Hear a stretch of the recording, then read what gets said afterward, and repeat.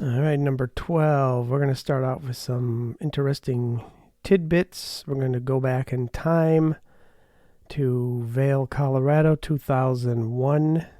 Quite an interesting era that doesn't get talked about much.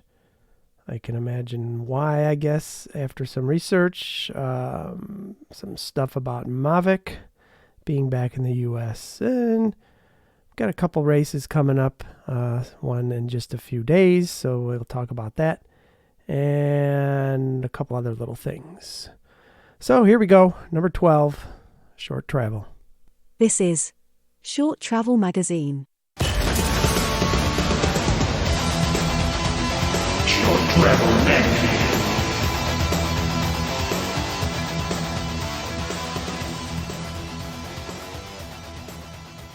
Interesting tidbits, curated just for you. All right into tidbits. One interesting tidbit I have discovered. There is a chart I found on mtbdata.com. Average ages of the racers. And it goes back to 2009 to 2023. 2009, the average age was 23. And then it went up to 24 from 2011 to 2013. And then it went up, 2011 all the way to 2017. So quite a good run there. 7 years, everybody was around average of 24. And then it went up to 25 in 2018. And then this year it went up to 26. Now, I would almost expect that to be the opposite trend. I mean, we have so many young, coming practically from juniors. Most of them don't even max out their time in the U23 anymore. They just kind of race 1 year in that and go right to the elites. So that's interesting. Now that, I don't know, I guess that also would be offset by racers hanging around longer maybe than they used to. But 2009, age of 23, now it's 26. That's only 3 years. But if you look at it as a chart from 2009 to 23, you do see it rising every chunk of years. So I wonder if that'll continue with the recent trend, within the last few years, of so many juniors and under 23 riders seeming to be in a hurry to get into the elites. This has nothing to do with anything, but there's also the birthdays of riders. Now, most of these riders I don't know, but Rebecca Henderson and Matthias Flukiger are both birthday people today. 32 for Rebecca, 35 for Matthias. So, yeah, the average age 26. There's a lot of these elites who are in their 30s now, and Matthias is already 35, so I guess that does kind of make sense. Maybe these racers are just sticking around longer. Better training, maybe, I don't want to say better pay. I have no idea if the pay is actually increased or not, but I do find that interesting. Other tidbits, and I'm sure you've probably, if you follow road cycling at all, I follow it enough to know what's going on. Tim Cook of Apple being seen with somebody from Jumbo-Visma, talking about, are they going to sponsor a mega team with Soudal? And that got me thinking, that would be kind of a weird thing to have a company like Apple, who's practically, if not the biggest company in the world. They don't exactly need to advertise to sell more iPhones, but maybe in Europe they're not as doing as well. I could see an Apple race team touting their Apple Watches and their phones and their iPads, and how the whole team is kind of set up around Apple. I could definitely see that. Be kind of cool to have them come over into the mountain bike world. I'm not sure what would happen to the few Jumbo-Visma mountain bike racers right now, but if they would kind of be Apple Jumbo-Visma mountain bike team, that'd be kind of cool. So that's an interesting thing, something I would have never in a million years thought could happen. It probably won't happen. Just because somebody has a picture with Tim Cook doesn't mean, you know, suddenly they're going to be making deals. But an interesting rumor nonetheless. Another tidbit. Baum&Egger, that's what they're called, Baum&Egger, the two-man team who first came onto my radar at the Cape Epic 2 years ago when they started kicking all these pros' butts, and I never even heard of these two guys. They're younger dudes, early 20s, I believe. Race as a team, seem to always race as a team. And they, from Germany, they raced the German marathon race, and their claim to fame for that, they didn't win. In fact, I believe one of them got a flat tire and completely took them out, and the other one just had a crappy day in general and was way down. But they raced them on gravel bikes, which are against the rules in the cross-country marathon, the UCI. You cannot use drop bars, and I believe there's a minimum tire width for the marathon, which most people probably don't even realize that they pay attention to that stuff. So they put flat bars. They get a big old honking stem and flat bars, and then sized up to the whatever the minimum tire. They look to me about 50 mil tires, maybe 2.1s or something. They don't look like normal XC tires. Pretty smooth, but they're clearly gravel bikes. I mean, rigid, with the kind of low head tube where there's like no space above the crown. In other words, they're not frames that were designed around 100 mil or 120 mil forks, and then they just stuck a long fork on it in place of a shock. Now these are definitely gravel road bikes with flat bars, which on a related note, my cousin has been using one of those, a Specialized Cirrus, basically a flat bar road bike, for several years after having some neck pain issues with his drop bar diverge. He swears by it. He hauls butt on that thing. You do not see them very often at a performance level, if at all. I mean, it's like you go to watch any gravel race and there is no flat bars out there. So kudos to them for trying it. It didn't exactly, it probably would have been bigger news if they actually won with these bikes. But just the same, it's kind of an interesting thing. I think I'd probably get some use out of one, but I'm so stuck in my ways, I probably will never pursue that. So interesting tidbits. Riders' age going up, which is odd. Apple sponsoring a team, that's bizarre. And then flat bar gravel bikes for a cross-country marathon race. Interesting, to say the least. All right, let's get going. Changing gears. More new stuff we don't really need. All right, let's do some changing gears here. Let's talk about Mavic.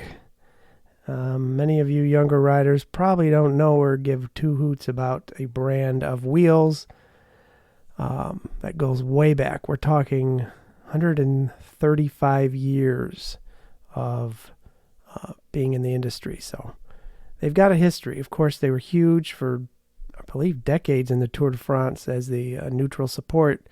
You always saw the yellow Mavic cars, the yellow bikes on the roof.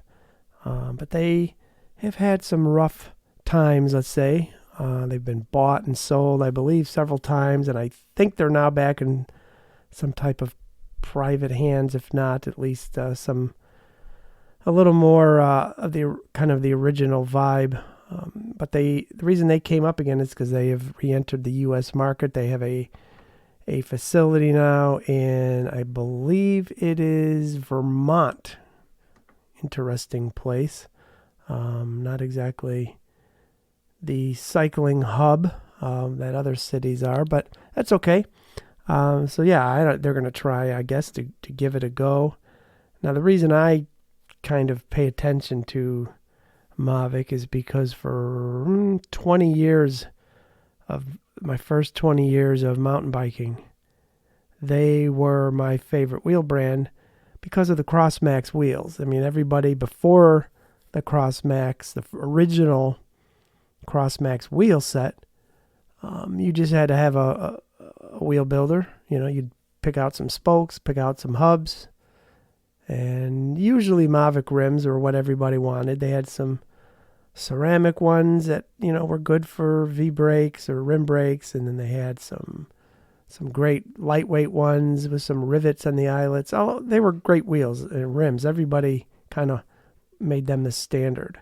And then the Crossmax came out, and the original Crossmax, I believe it was mid to later 90s. I actually have a pair sitting about 10 feet behind me hanging off of the original Crossmax wheels. One of them was never even ridden. The other one maybe was ridden for an hour. So they're essentially new. And they were game changing because now they weren't cheap at the time. They cost as much or more than a good set of hand built wheels. But you didn't have to hand build them. You could just order them, get them, throw them on your bike, done. They were not tubeless in any way, shape, or form. But they were all black, and that was rare. Most spokes back then were actually silver, and many rims were silver, and if you wanted them dark, they were like a dark gray, kind of a industrial, kind of weird dark gray color. But there were some black ones out there. But to get black spokes, black hubs, black wheels with the black ceramic sides, they just looked completely badass. Everybody wanted them. I had a good friend, a little older than me, who owned a bike shop, and he was the first one that, I ever saw in person. Of course, as soon as they were available, he ordered a set for himself. He just gotten a new Kona titanium hardtail cross-country frame and custom USA paint on it, and then he shows up with these wheels. They had chrome decals on them too. They just were amazing looking. They're still amazing. To me, they're still amazing looking wheels. If they fit, I'd put them on bikes nowadays if they kind of, if I still rode 26-inch wheels. And anyway, then they upgraded them to a UST, which was their attempt at tubeless. This was pre-sealant. You did not need sealant in these. You had to have special tires. And I never actually used them tubeless, but the second version had flat aluminum extruded spokes versus the regular round ones of the early models. I actually have 2, maybe 3 pairs of those hanging around behind me too. Used those for many years, and when I finally got a 29er in 2016, so yes, I was very late to that game. They had DT Swiss wheels on them, which I'm still using now. 7 years later, they're in perfect shape. And ever since that moment, DT Swiss became my kind of wheel brand of choice, and I now have, 3 or 4 between my fat bike and my 29er. So Mavic just kind of, I don't know if they didn't get on board. I mean, they had Crossmax for 29-inch bikes, but I remember back in the day, the weights were not competitive.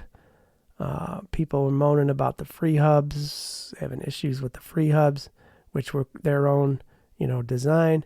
And I don't know what happened, but I don't know if they just quit sponsoring people or they only focused on the road, but they completely fell off the radar. OEM was non-existent except for a very few French brands. Maybe I think I'd see them. So can they come back and get back to the level that they used to be at in the mountain bike world? Not just cross country. You got to remember, D-Max downhill wheels were like the standard. They're usually bright yellow, pretty ugly, but couldn't miss them coming down a mountain.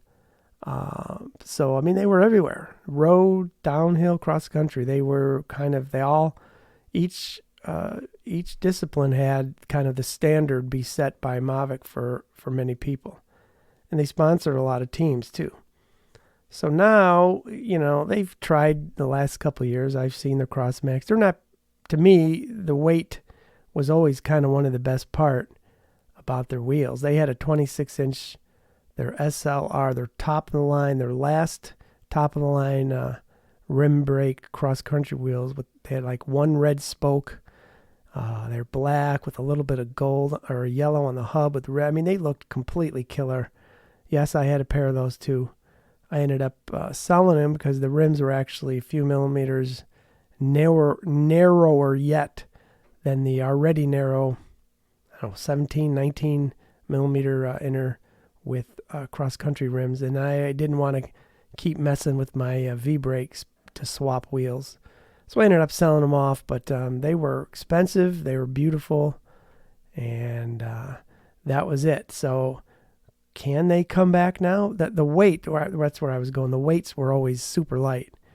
And to me, you know, I'm a weight weenie at heart. That always was important. So their Crossmax wheels, even their carbon ones, you know, were okay in the 1400s, 1500s. Nothing great though. Nothing really groundbreaking. So I don't know. I guess with so many wheel brands out there now, there's literally every time I look, there's another carbon wheel brand that pops out of nowhere.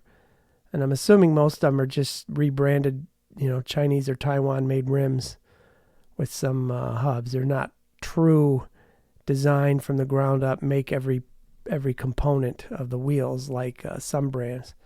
So do I give them a shot? I doubt it. You know, they're going to have to come in with something that blows people away. They do sponsor Rock Rider, of course, but you know, these are teams that are based in France and Europe, and you do see them on a few teams' bikes, but being in the U.S. with a service center, I have no idea. I don't predict that's gonna make much of a movement on the radar for the cross country world. But it is interesting that they're in the U.S. again and going to give it another try. I certainly, if the price was right, would at least consider them, although I see no reason really at this point to shy away from the DT Swiss. I've had nothing but good luck with them. So that's it. Mavic back. Are they back for good? Who knows? Only time will tell. Let's get into some old school stuff. I got some good stuff here. Let's go.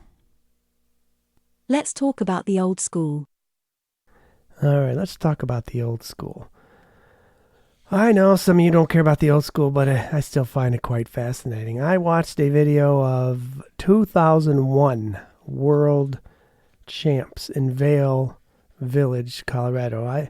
Vail has a kind of a special place in my heart, as I have been there several times, not to ride bikes, just to visit. And it's just such a cool little area in the mountains in Colorado. It's just cool. I've been there 3 times and just driving through mainly on the way home from a vacation somewhere farther west. But they used to actually have world-class mountain bike races right there. And one came across my my list, 2001, and 2001 was an interesting time. You know, the 90s were over, the Olympics were 5 years in the past. A lot of new faces, a lot of the old guard, the Tomacs, the Overends, kind of were either completely done. Some of the big names like Tinker were still going, but it was kind of a whole new crowd. It was much more Euro based and Eurocentric riders who were in the top podiums. So, you know, that's probably my kind of beginning for me of my not pay so much attention to the cross-country racing as in the past. I did get a new bike in 2000, so I was still into it, still doing my local thing, but I don't remember that much about the World Cup races themselves, which is interesting because when I watched it, a lot of names started rushing back into my memory. Up front was Roland Green from Canada. Anybody remember him? Very interesting story about him. There's an article on Velo News from ages ago, years and years ago, kind of whatever happened to Roland Green. And I remember the name. He basically showed up out of nowhere, like a lot of these guys did back then, and just started winning everything. I think he won the World Cup overall. I believe he won the Norba World Cup, or the Norba Series overall at least once, maybe twice. He won tons. He was a beast. Then he disappeared. I think they said 3 years he was on the scene. So just picture somebody, Nino level winning, show up 3 years later, gone, never to be heard from again. That's kind of how it worked with him. He did get, flagged for some doping violation. I believe it was somewhere in Germany during that last year. It wasn't like an EPO thing. It was more like a inhaler, like prednisone inhaler. Was too high level, that type of thing. But anyway, he had some horrible crashes, concussions, and so he disappeared. So yeah, he's at the front. Michael Rasmussen was at the front many of the laps. He might have won that race, and we all know, at least I do, how he kind of crashed and burned. He got in the Tour de France. He was this new king. He was winning all the climbing stages, and then eventually, of course, he eventually admitted he is full-on EPO doping. And it just kind of made me remember how 2001 was, the Lance era, all of these things. In fact, Roland Green even raced on U.S. Postal Team on the road. So that kind of shows you, that whole era was probably one of the dirtiest couple of years as far as doping. Further down, like top five, Cadell Evans was in there. Christoph Sauser, that was what? That was a long time ago. That was 22 years ago. Christoph Sauser was in the top 5 or 6 on a few of the laps. So his name, not that long ago, he was still going. I think he might still be racing, right? Doesn't he do things like Cape Epic? And I don't know if he's fully out of the, pretty sure I saw actually, this summer he was sponsored by Giant or somebody. He no longer specialized, but he did have a sponsor and was still going. So that's kind of cool. But these guys were, they were all a few minutes down. And Frisch Connect was in there. They were all a couple minutes down from like Roland Green and Rasmussen. Kashi Lukes, does anybody remember? There's a name, some of you old schoolers. He was actually leading a lot of the laps. I don't know anything about him. I just remember the name. So that was, it was a kind of a reminder how there really was an era, and I don't know if they weren't testing people exactly back then in the mountain bike world. I know they weren't like they do now, but I just wonder how many of those. Oh yeah, Philippe Merhagi, he was in there too, and he definitely was a doper, and he got caught quickly and disappeared just as quickly. So that was a very weird era. Maybe that's why I've chosen to forget it. So many of those riders, and I'm not going to say it was just the Euros. I mean, we've got people like a lot of the U.S. people were having issues with that type of thing. A lot of them did also kind of come from the road. It's not like a lot of them were purely mountain bikers, but they definitely had some issues where road riders were coming into the mountain bike world and kind of bringing that stuff with them. So kind of too bad that that's how I remember an entire decade or so of mountain bike racing.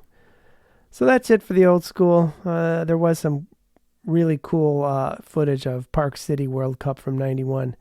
And again, flat tires. Everybody at some point had a flat tire.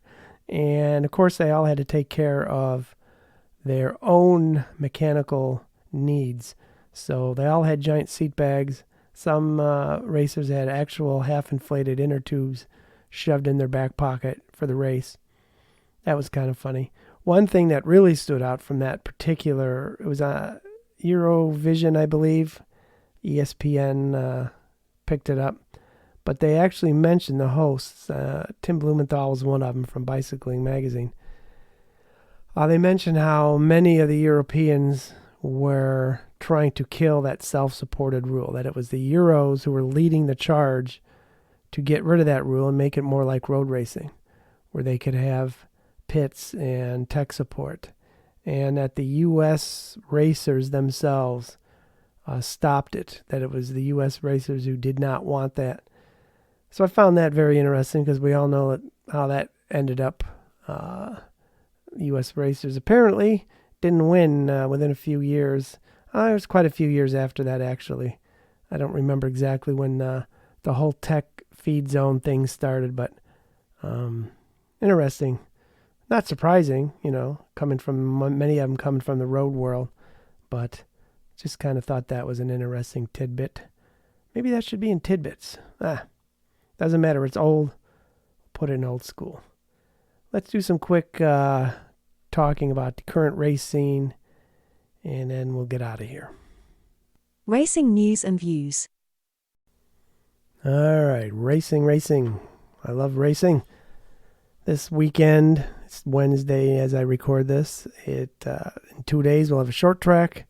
2 more days we'll have a cross-country Olympic at Snowshoe in West Virginia, and then we'll head up to Mount St. Anne. And it's kind of going to be excellent race, I believe, at Snowshoe, because from the photos I've seen, it is already wet and mucky, and I love a good mud, wet race. Will we ever get one as classic as the last one? Was that, I believe that was 2022, or was that 21? 22 with the complete torrential monsoon at Snowshoe. That was some classic footage to watch. Watch these guys and ladies go up and down the mountains with that type of mud and rain. But I don't think it's going to be that epic, but it already looks like a mess. People are training with long pants on and they're covered in mud, so could dry up plenty by then. I've not been checking the weather. I'd rather be surprised. But I do have some great memories. I did go in 2019, as I've probably said 100 times elsewhere. And I thought it was a blast. It was warm and dry, nothing at all like the last year. But it was such an exciting thing to be there in person. I think Lars won that year. Nino, up to some debate, let him win or cut him some slack, but Nino was in second. I think Kate did really well. I believe Kate won the overall in 2019 when I was there. So just the excitement of being there and watching the podiums and seeing these people walking around and being within a few inches, if you want, to their bikes and to look at every little detail and to watch the mechanics. It was awesome. And I really wish I could be there this year.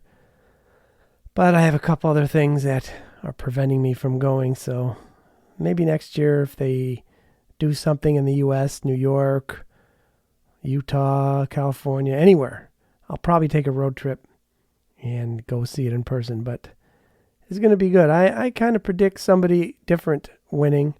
I know the Blevins and the U.S. riders, I'm sure they want to do their best.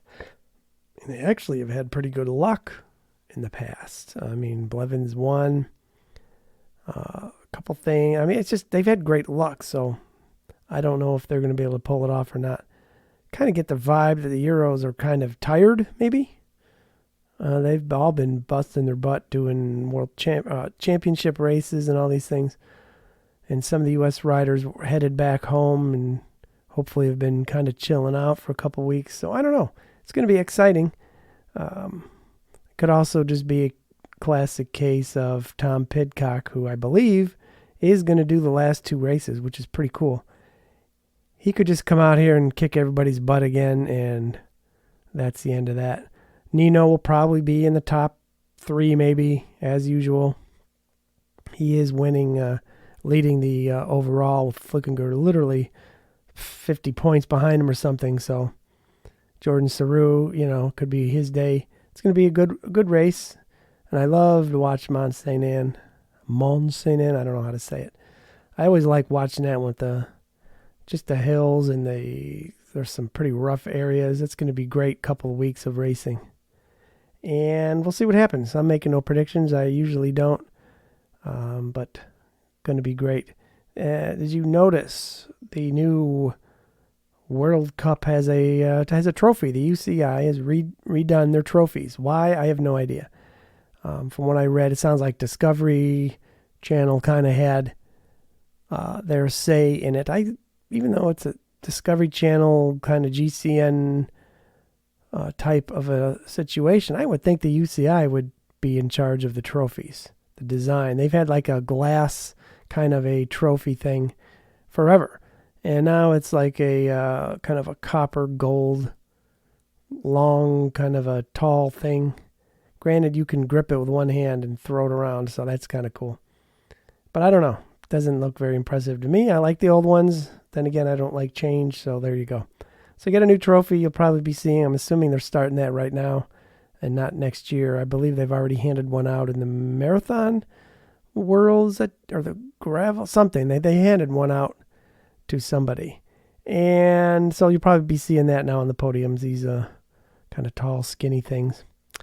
And what else? The test event is come and gone for the Olympics. And, of course, heaven forbid they throw some cameras up and show that thing. I mean, I know I would have loved to watch it.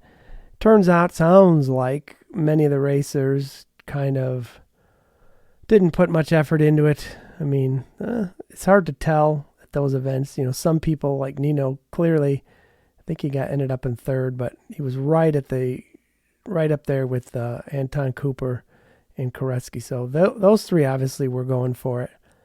And Luana, won fairly easily. But then you got your, a lot of the other ones were just like in the 20s and 30s. I think Pidcock was back in the mid-20s. Vanderpool was even farther back. So it sounds like a lot of them kind of, I don't know if they purposely decided to sandbag it and just kind of use it as a rough, get the vibe for this race course and not try to win it. Because we all know, Yolanda won the last Olympics and then she went out and won the actual Olympic race. So it'd be more fun to read into the results, but I don't think it seems to matter at all. There's no money, there is no fame, there's no TV coverage, so I think a lot of them just kind of bailed on it. That's okay. It's still interesting to see Koretsky is firing on all cylinders.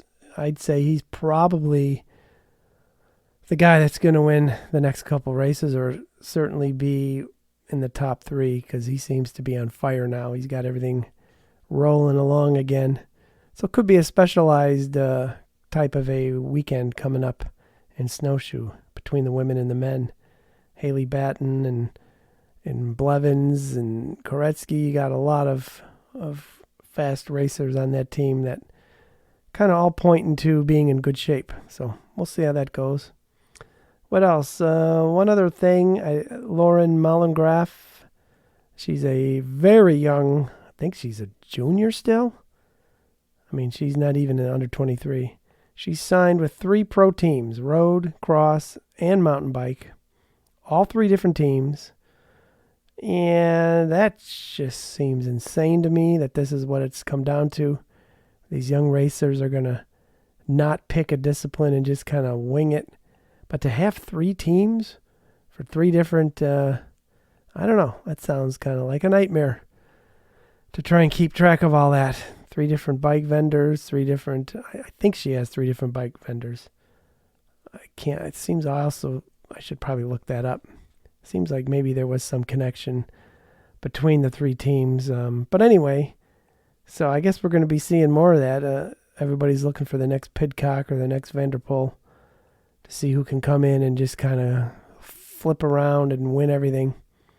I kind of like the Mona approach. Mona Mitterwall said, I'm going all in. I'm good. I'm talented. I'm going to be an XC racer, and that's it. I'll dabble in the marathon just for something different, but no cross, no road teams. I don't know. I'm old school. I just think that is going to eventually maybe go away, and people are going to kind of go back to picking one and putting all their effort into it. But we'll see. Free country, free bike country, I guess you could say. As long as they can get sponsors and do it, should be entertaining. You can kind of see the same names across 3 different disciplines. It's kind of fun. So that's it. Not much more to go on until after this weekend. We'll see how this goes at Snowshoe. And I think we went long enough. I got some hot or nots. I'll save those till next week. And that's it. Have a good rides. I have a race coming up. Kind of my main goal the entire year. A race up in southern Wisconsin. It's not really. It's more like a festival vibe. I've been trying for. This will be the 30th year I've been going to this. I think I missed 2 years. One for a childbirth and one for a honeymoon. Other than that, I've had every one of them. Keep trying to do better and better each year. I don't want to admit that I'm as old as I am.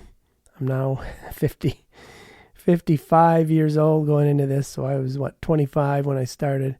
The best I've gotten, I believe, is 7th or 9th place.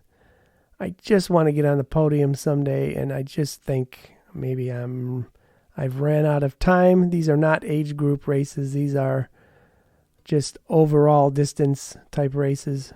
So I'm racing against 18-year-olds and 25-year-olds and 30-year-olds and 40-year-olds, and I think maybe I just kind of ran out of time to make my mark on this one. But that's kind of cool. I'll give it a go. I'll keep going as long as I can. And that's it. I'll talk to you next week. Enjoy the snowshoe races. Thank you ever so much for listening to Short Travel Magazine.